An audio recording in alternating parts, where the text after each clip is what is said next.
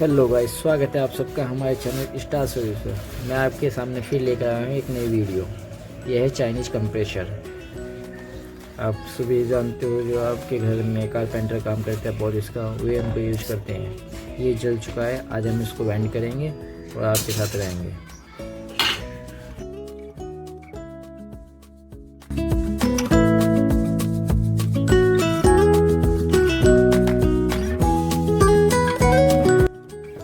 ये मोटर पूरी जल चुकी है, इसको हम फाड़ते हैं, फिर इसको हम रिवाइंड करेंगे। अभी हम इसको फाड़ लेते हैं, वाइंडिंग को, इसका डायग्राम सब कुछ नोट करना है। फिर मैं आपको बताऊंगा इसमें क्या डायग्राम निकला है, क्या पीछे क्या डाटा है।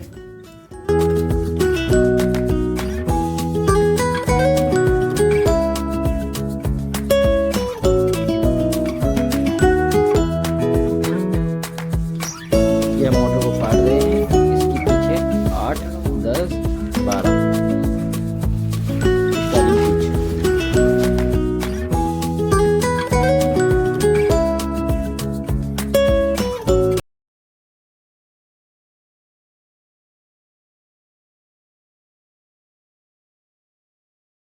इसकी रनिंग पीछे 6, 8, 10, 12। इसका डायग्राम नोट करते हैं अभी नीचे स्टार्ट रनिंग का भी।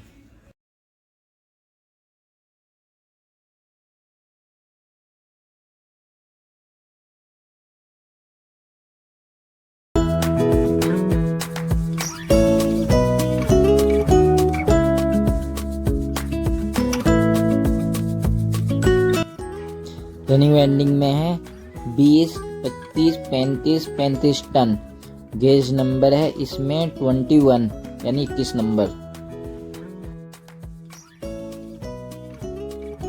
दोस्तों, रनिंग पिच की वेंडिंग मेरे लड़के ने पहले ही कर दी, मैं बाद में आया वीडियो बनाने के लिए।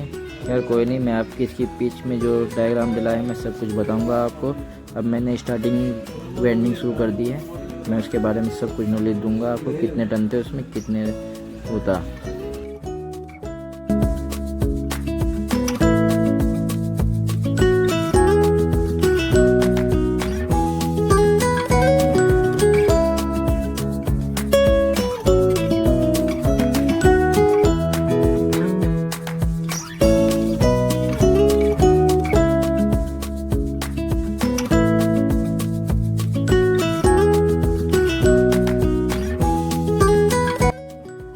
स्टार्टिंग टंग है इसमें 20, 60, 60। इसमें 3 का सेट है ना, 8, 10, 12 पीछे। इसमें टन है 20, 60, 60।